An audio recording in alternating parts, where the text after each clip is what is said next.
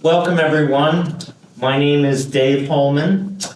I have with me my good friend Peter Connell, and we'll be interviewing Johnathan Trotta today. He is the Republican candidate for First Selectman in Guilford.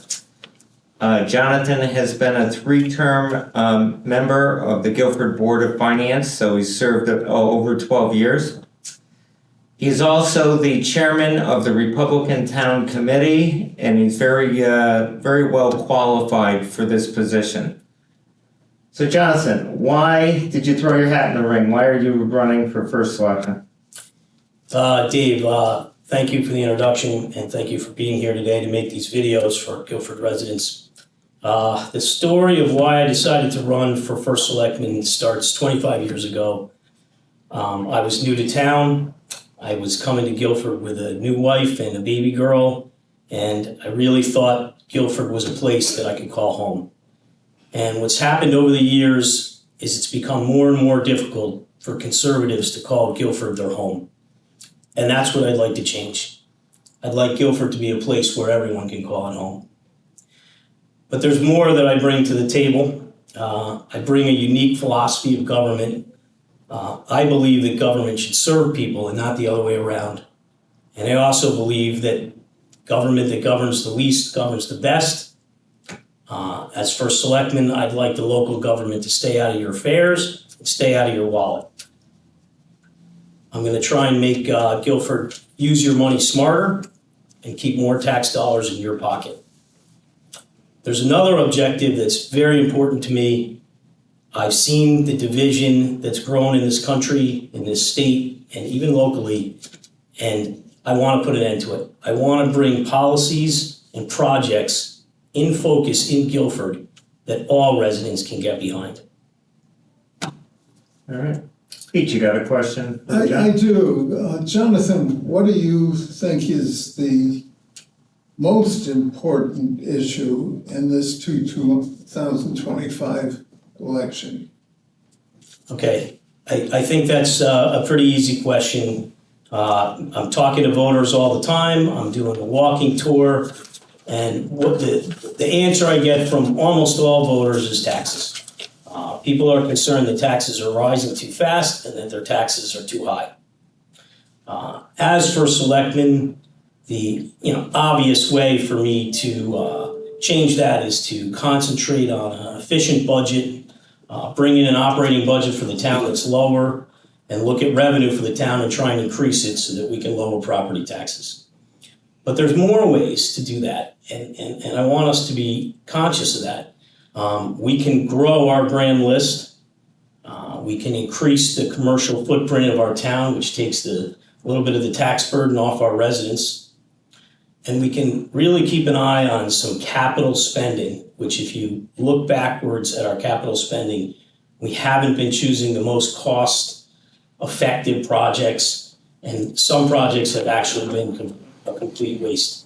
So there's more than one way to try and lower this tax burden for residents, and as First Selectman, that's going to be one of my highest priorities. So how'd you come to the conclusion that affordability or high property taxes was the most important issue in this campaign? Well, that's easy.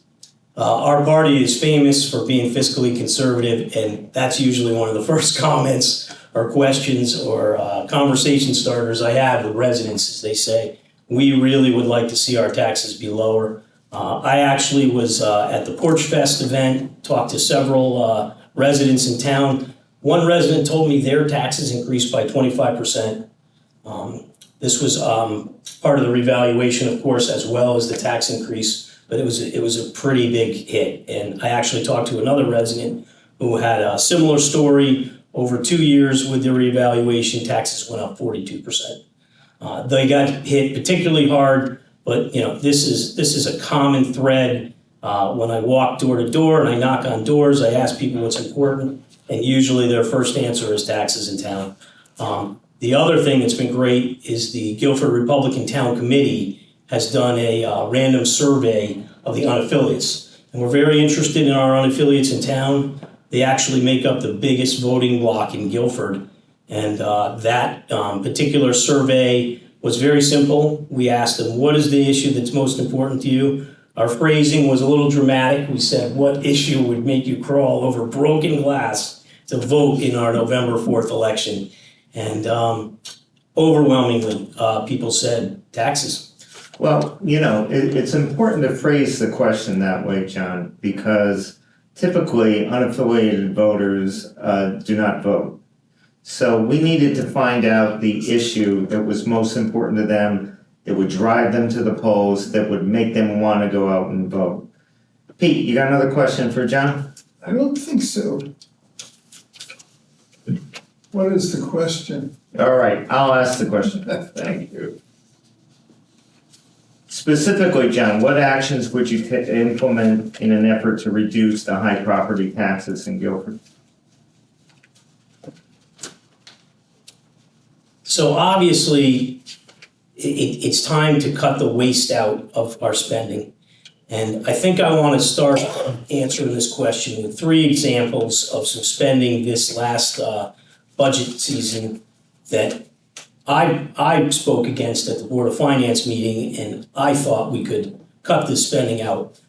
We actually had an increase of approximately $1.3 million, and almost half of that increase was due to 3 studies.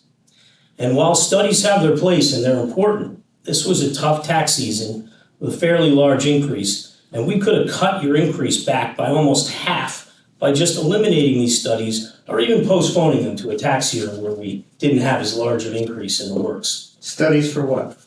These were a study for sea level rise, another study for the downtown area, and another study for parks and recs.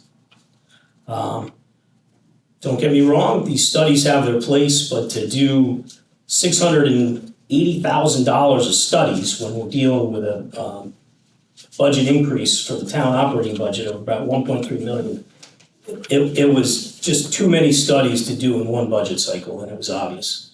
I want to bring up another example. In the previous budget season, the town received $950,000 in state grants that were unexpected, and they weren't calculated in the budget. And on the BOF, I asked that we reduce the budget by this amount because this was income that was going to help us offset expenses for that budget season. And the Board of Finance, I couldn't find agreement on the Board of Finance, and the deductions were not made.